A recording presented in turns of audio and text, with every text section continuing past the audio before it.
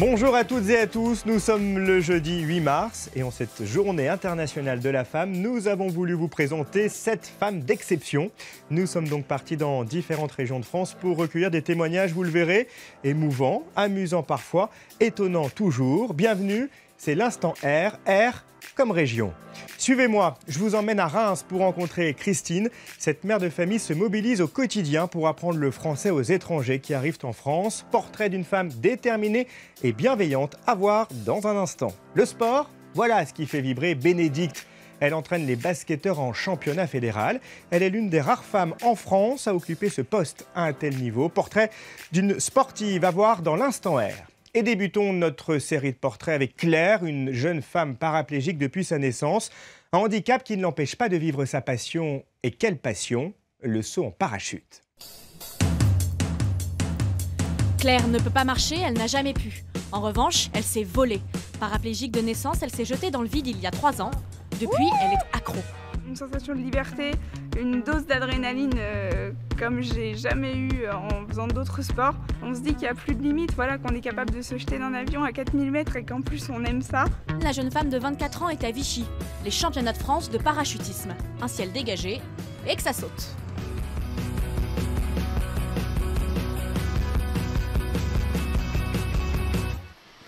Au milieu des champions, d'autres champions. En fauteuil.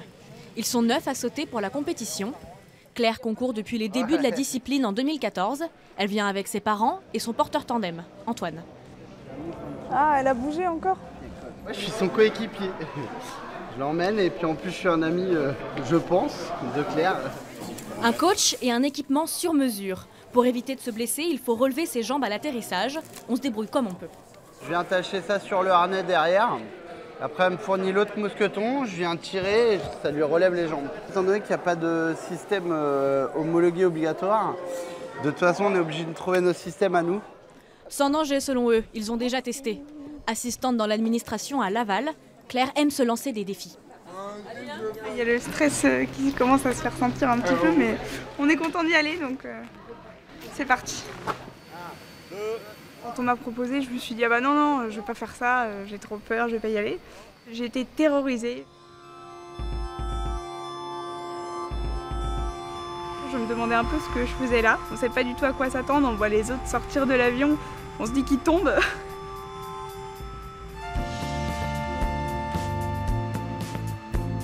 « 66e saut. 2 tours à gauche, 2 tours à droite, le plus rapidement possible. Son temps de chute, c'est son score. Égard aux pénalités dès qu'on tourne un peu trop ou pas assez. Première vision. Le règlement se précise à chaque compétition. Nouveauté cette année, des coefficients selon le handicap. Une personne qui n'a pas de jambes ou qui a des problèmes de mobilité au bras, on comprend bien que c'est plus difficile pour elle d'exécuter donc une manœuvre de tour par rapport à quelqu'un qui a ses membres supérieurs en bon état. C'est encore en rodage. La France est pionnière en handi-parachutisme. Des bourses, des aides de la région, Claire saute presque gratuitement. Une casse-cou en fauteuil, pas courant, pour l'instant. Les gens s'imaginent que notre vie est triste ou qu'on ne peut pas faire de choses un peu extraordinaires et qu'on leur dit ah, « tu fais quoi comme sport ?»« Ouais, du foot. » Ouais, bah moi le week-end, je saute en parachute, quoi. Claire termine 4e, son meilleur classement jusqu'ici. Prochain défi, le Handifly Euro Challenge, le 2e de l'histoire. Et puisqu'on parle de défis, il y en a un qui a été relevé avec succès par Carole Duval-Leroy, celui de reprendre les rênes de la maison de champagne familiale après le décès de son mari. Cette mère de famille, devenue une femme d'affaires, a su trouver sa place dans un univers très masculin. Portrait d'une battante respectée et reconnue. Viens vers moi. Au milieu de ces hommes, voici l'une des rares femmes à la tête d'une grande entreprise du luxe. Carole Duval-Leroy enchaîne les réceptions et les congrès comme un pari pour le sommet du luxe et de la création. Nous sommes maintenant partenaires des Relais Château. On l'invite pour parler de son entreprise, mais c'est surtout l'image de la femme qui séduit. La femme, depuis une dizaine d'années, et surtout ces 2-3 dernières années, on la met sur un piédestal pratiquement. Donc oui, moi j'en tire beaucoup de bénéfices. Du haut de ses 1,55 m, elle a su se faire une vraie place dans un monde particulièrement masculin. Je ne sais pas si on en manque, mais en tout cas, elles ont leur place. Et le monde du luxe est un monde d'exigence et les femmes font souvent preuve d'exigence, de qualité, de rigueur, d'engagement. Une chef d'entreprise, une maman, une combattante. Voici Carole Duval-Leroy, 62 ans, l'unique femme à la tête d'une maison de champagne 100% familiale. Pourtant, ce brillant avenir n'était pas tout tracé. En 1991, son mari Jean-Charles, propriétaire de la maison de champagne, décède subitement d'une maladie. Alors maman de 3 jeunes garçons, elle promet à son mari de reprendre les rênes de la maison, abandonnant alors ses ambitions intimes. Mon rêve de petite fille avait toujours été d'avoir un restaurant. Mon rêve a toujours été d'être au top, qualitativement. Et mon rêve était une étoile Michelin. Et donc j'ai toujours rêvé d'avoir un restaurant. J'avais l'emplacement à Vertu, tout, et puis mon mari est tombé malade parce que c'est ce que je voulais faire. Une fois que mes enfants avaient grandi, c'est de dire bon ben maintenant je vais travailler. Du jour au lendemain, de femme discrète de patron, elle devient une madame du champagne. Mais Carole a dû se battre pour prouver qu'elle était capable de diriger l'entreprise. Dans un monde majoritairement masculin, elle a su gravir les échelons. Et aujourd'hui, la reconnaissance est là. Chevalier de la Légion d'honneur, femme d'affaires de l'année, les récompenses s'accumulent. On est obligé de prouver, on doit faire, je ne dis pas 2 fois plus, mais il y a quand même plus de travail, de prouver qu'on est aussi capable qu'un homme. Je dis souvent, si vous avez un homme et une femme, un homme qui a raté quelque chose, on va dire « Oh, il n'a pas eu de chance, il y a eu la crise, c'est pas de bol ». Et si c'est une femme, on va dire « Ouais, elle n'était pas capable ». Voilà, c'est un peu la différence. C'est toujours la femme, on la met toujours un petit peu sur le côté. En guise de revanche, les femmes ne sont pas sur le côté dans la société. Elles représentent 43% des effectifs. Et Carole Duval-Leroy a su s'entourer et même oser. Elle a nommé la première femme œnologue d'une maison de champagne. Sandrine Logette est chef de cave. Une profession impensable pour une femme il y a encore 20 ans.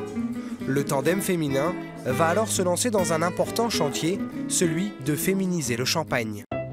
Une vie de passion pour cette femme, mais aussi un devoir, celui de faire vivre l'entreprise tout en conciliant sa famille. En 26 ans, Carole Duval-Leroy a réussi à relever tous les défis.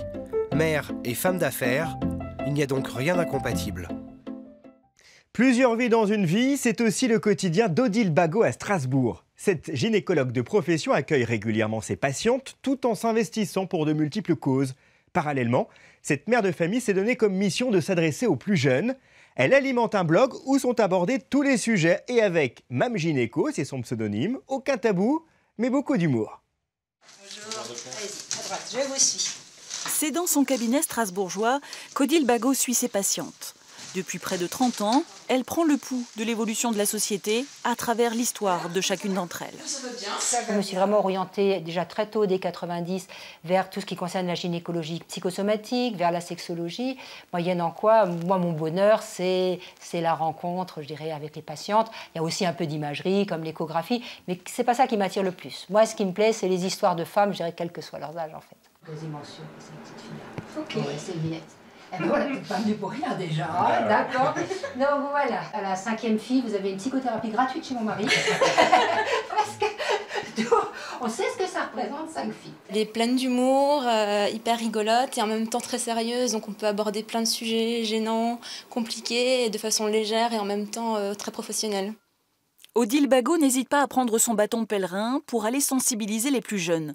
Ce matin-là, elle vient de passer 3 heures dans un collège pour parler d'éducation sexuelle.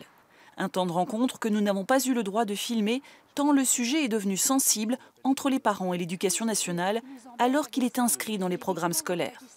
Du côté des garçons 4e, ils ont beaucoup de questions sur la sexualité. Et les filles, surtout le dernier groupe, je leur ai posé la question. Un peu éteinte, c'est ça, non seulement elles étaient éteintes, mais ça n'a pas l'air de leur parler du tout. L'échange qu'on peut avoir avec ces enfants, par un professionnel qui est neutre, qui n'est pas le professeur, qui n'est pas les parents, on est sûr qu'on va au moins déposer une petite chose qui va, un jour ou l'autre, peut-être ne serait-ce qu'à une fille, puisqu'aujourd'hui on a fait en fait, on a séparé les garçons des filles et c'était beaucoup plus intéressant et beaucoup plus utile que quand je prenais les groupes entiers. Et bien s'il n'y a qu'une seule fille à qui une parole ou une recommandation servira dans la suite de sa vie sexuelle, et ben j'avoue que moi j'ai pas perdu ma matinée. Cette femme très active et mère de 5 filles sait aussi s'aménager des pauses, rien que pour elle. Je viens là 4-5 fois par semaine au moins. Et quand on vient pas nager avec mon mari, on va randonner dans les Vosges. Parce que je dirais l'intellectuel c'est bien, le métier c'est bien, mais physique c'est indispensable pour tenir tout ça. Ses convictions l'ont également amenée à s'investir bénévolement. Depuis 6 ans, Odile Bagot est membre du bureau de la Fondation Vincent de Paul, fondation qui œuvre dans les domaines de la santé, de la solidarité, des personnes âgées et de l'enfance. Cette dernière mission lui tient particulièrement à cœur. Elle suit de près les maisons d'accueil pour enfants placés. C'est très bien. Mon père disait, alors qu'ils étaient très modestes et qu'ils devaient construire une maison, je ne voulais qu'une chose, c'est une maison pour mes enfants. Et je crois que moi, j'ai eu une maison pour moi quand j'étais enfant. Et ces maisons pour les enfants d'ici, je crois que c'est un juste retour. Mais c'est quand elle est chez elle, au calme, qu'elle revêt l'habit de Mame Gynéco, son pseudo sur Internet. L'aventure a démarré au moment de la controverse sur les pilules de 3e et 4e génération. L'hiver 2013, il y a eu toute cette polémique sur les pilules.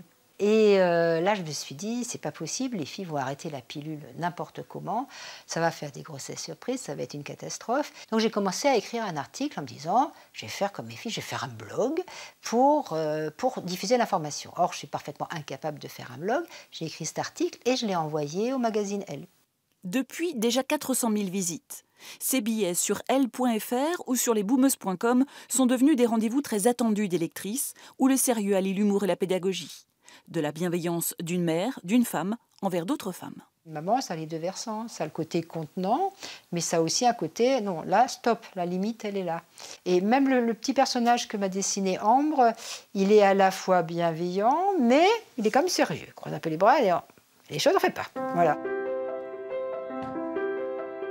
Il faut du temps pour écrire un article, il faut avoir 3 heures devant soi. Et donc j'ai écrit par chronique, et vraiment quelque chose de très pédagogique, mais toujours avec un style un peu humoristique, et fruit de ce que j'entends depuis 30 ans, toute la gynécologie. De la première fois, mais vraiment jusqu'à la ménopause. Elle aussi s'engage au quotidien, mais pour les étrangers qui arrivent à Reims. Christine Bernard leur apprend le français toutes les semaines. Cette mère de famille leur donne bénévolement des clés pour mieux appréhender la langue et faciliter leur intégration. De ces rencontres, elle en garde des souvenirs formidables et parfois même de belles amitiés. À 57 ans, Christine Bernard a trouvé un sens à sa nouvelle vie. Maman au foyer pendant des années pour élever ses 2 enfants fut un choix assumé. À leur départ de la maison il y a 10 ans, elle a décidé de consacrer ce temps aux jeunes étrangers arrivant en France. Je me suis dit, mes enfants arriveraient dans un pays et qui ne connaissent pas du tout la langue. J'aimerais qu'une personne comme moi puisse les aider, puisse les prendre en main. Et donc, ça m'a vraiment motivée. Elle passe beaucoup de temps à préparer et corriger les devoirs. Un investissement quasi permanent qui déborde largement sur sa vie privée. Bien plus que du bénévolat, Christine s'est engagée et défend la cause de ces jeunes gens déracinés. Je veux qu'on les connaisse comme ils sont. Souvent, quand on parle des jeunes étrangers, c'est souvent pour dire des choses plutôt négatives, alors que non. Moi, depuis 2009, j'ai eu des contacts avec 168 jeunes primo-arrivants et je vous certifie qu'ils sont tous très bien et qu'ils valent le coup d'être connus. Malheureusement, les gens qui les dénigrent sont souvent des gens qui ne les connaissent pas. La différence fait peur. Il faudrait que les gens n'aient pas peur d'aller vers les gens qu'on ne connaît pas. 3 fois par semaine, elle se rend à la mission locale de Reims. L'atelier de français créé par Christine se déroule dans la structure. 15 à 17 jeunes l'attendent de pied ferme. Va, on ne met pas de S, c'est V-A. D'accord ? Ils sont arméniens, marocains, afghans, péruviens, algériens et n'ont qu'une chose en tête, apprendre le français pour s'intégrer. C'est aussi un lieu de rencontre et de partage essentiel. C'est une entraide entre jeunes, ce qui leur permet de consolider des liens. Et pour les anciens, ça les valorise, ça leur donne de l'assurance. Pour les nouveaux, ça les rassure. Dans le regard de Christine, ces jeunes prennent à nouveau de l'importance. Elle est un guide précieux pour leur premier pas en France, mais aussi une amie, une maman parfois. Elle nous apprend beaucoup de choses. J'apprends beaucoup de choses de Christine. Ma vie, elle est très importante. Elle envoie les messages, elle appelle, comment tu vas, comme ça. Elle n'oublie pas jamais l'anniversaire à son élève. J'ai appris la culture de différents pays et différentes personnes, comment ils sont venus, ses problèmes, et beaucoup de choses. Et quand ces liens qui se nouent se terminent en mariage... Bonjour Soukena. Comment ça va? Bonjour Youssef. Ça va bien, les jeunes mariés? Christine est fière de ses élèves. Ils ont pris leur envol maintenant, mais Soukena et Youssef reviennent la voir souvent. Il est gentil, il parle... il est magnifique. Vraiment, il est comme une maman. Christine aimerait former des bénévoles pour permettre à d'autres jeunes de trouver à nouveau du sens à leur vie. Quelque chose de bien. Beaucoup de choses. Qu'est-ce qui s'est passé? À suivre dans l'instant R, en cette journée de la femme, d'autres portraits de femmes d'exception à l'image de Bénédicte, entraîneuse de joueurs de basket professionnels. Nous vous présenterons également Julie, danseuse, mannequin. Mais auparavant, je vous emmène rencontrer Hélène, qui après un cancer du sein s'est lancée dans la conception de sous-vêtements neutres. Ses créations sont réalisées avec des tissus propres. Passionnée de lingerie, Hélène n'avait pour autant jamais cousu de sous-vêtements. Pour fabriquer ces petites culottes, cette secrétaire a donc dû tout apprendre. J'ai démonté plein de petites culottes. Il y a des élastiques, donc soit c'est tendu, soit il faut les coudre détendus. Enfin, il y a toute une technique à acquérir avant de pouvoir coudre sa première petite culotte. Voilà 6 mois qu'Hélène s'est lancée dans le design et la confection de ces dessous 100% écolo, une idée qui a germé pendant le traitement de son cancer du sein. À l'issue d'un cancer du sein, on vous dit bien qu'il ne faut pas de dentelle, qu'il ne faut plus de baleine, qu'il ne faut que des produits neutres. Pourquoi? Pour éviter toute la toxicité des produits sur la peau. Résidus de pesticides liés à la culture du coton, phtalates et métaux lourds dans les teintures, certains vêtements portent aussi des traces de nonylphénol et toxylate, un produit toxique pour la reproduction. Alors pour certifier les textiles propres, comme ceux d'Hélène, il y a le label Oecotex. C'est une association allemande qui garantit, qui a fait des tests et qui garantit qu'il n'y ait pas de produits chimiques dans les couleurs et que les cotons sont purs au niveau des substances chimiques. Donc c'est un label qui est présent sur les tissus que... Tout à fait, tout à fait. Dans cette valise rose, les dernières créations de notre styliste en lingerie. Vendues 15 € pièce dans une pochette assortie, ces culottes propres, c'est le coup de cœur de Sonia, la gérante du magasin. J'étais sensible à ce qu'a vécu Hélène. Je pourrais très bien être concernée comme elle l'est ou d'autres le sont.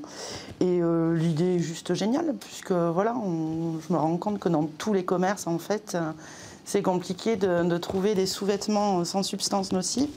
Dentelle, froufrou, ces dessous bons pour la santé se veulent aussi jolis. Pour autant, ils peinent à séduire une clientèle encore peu informée. C'est dommage qu'il n'y ait pas plus de prévention avant qu'on tombe malade et pourquoi il y a tout un tas de cochonneries dans nos sous-vêtements. Il n'y a pas lieu et il n'y a pas besoin qu'il y en ait. Éveiller les consciences, c'est l'ambition d'Hélène, sa façon modeste d'informer les femmes sur l'envers de leur lingerie et les aider peut-être à prévenir la maladie. Danseuse, mannequin, baroudeuse et résolument optimiste, voilà comment définir Julie. Originaire de Saint-Étienne, elle a su, à force de travail, gravir les échelons pour se produire sur la mythique scène du Lido à Paris. Une consécration qui n'empêche pas Julie de rester les pieds sur terre. Elle revient parfois dans la Loire donner des cours à de jeunes danseurs. Nous sommes au 116, avenue des Champs-Élysées à Paris. C'est l'adresse du Lido.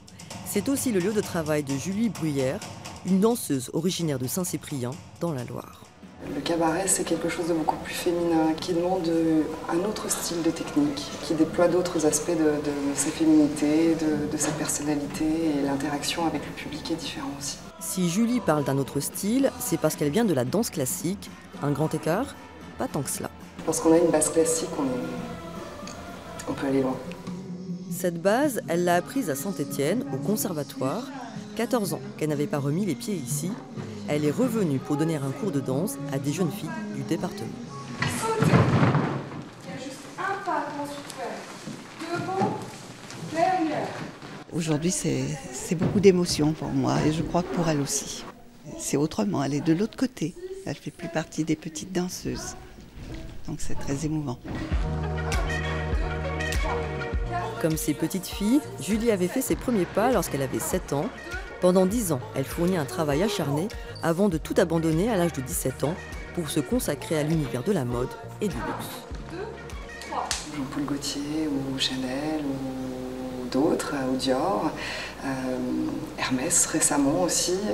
Donc j'ai eu beaucoup de chance d'être voilà, sur des très beaux contrats, des très belles aventures, des très beaux événements. De prestigieuses maisons qui ont permis de découvrir le monde et ses différentes cultures et découvrir évidemment différentes danses qu'elle a présentées à travers des documentaires.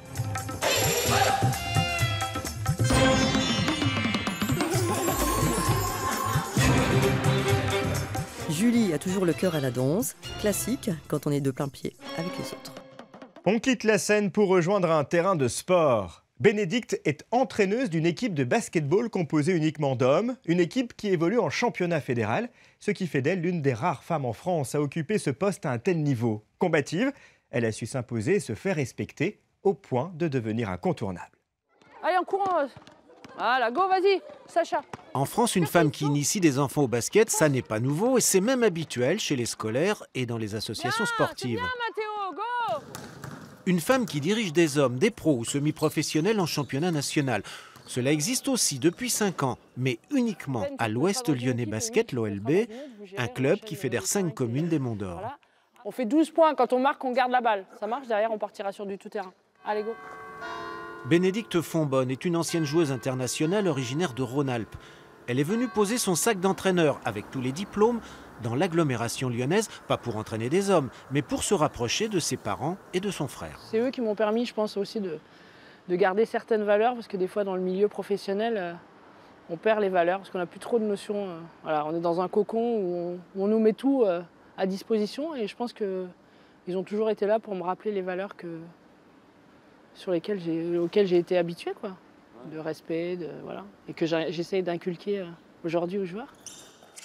Les valeurs de Bénédicte, au départ simple assistante de l'équipe masculine, ont poussé les dirigeants de l'OLB à lui proposer le poste d'entraîneur vacant. Ils ont mis du temps à la convaincre, mais elle ne regrette rien. Je me plais beaucoup parce que dans mon caractère, ça me va plutôt d'entraîner des hommes parce que je suis plutôt... des fois, je dis les choses sans vraiment réfléchir avant et il n'y a peut-être pas toujours la manière, donc avec les hommes, c'est plus facile. Aujourd'hui, Bénédicte préfère entraîner des hommes et à l'exception d'un seul qui a quitté le club, les hommes semblent préférer être entraînés par elle.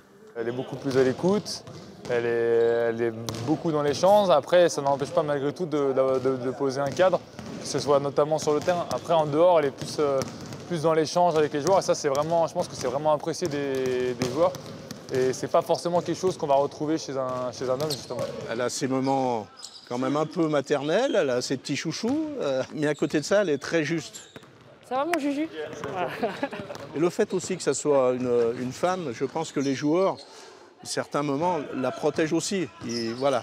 Donc elle leur donne, mais eux lui rendent bien aussi, puis ça paraît normal. Il y a un échange qui se fait.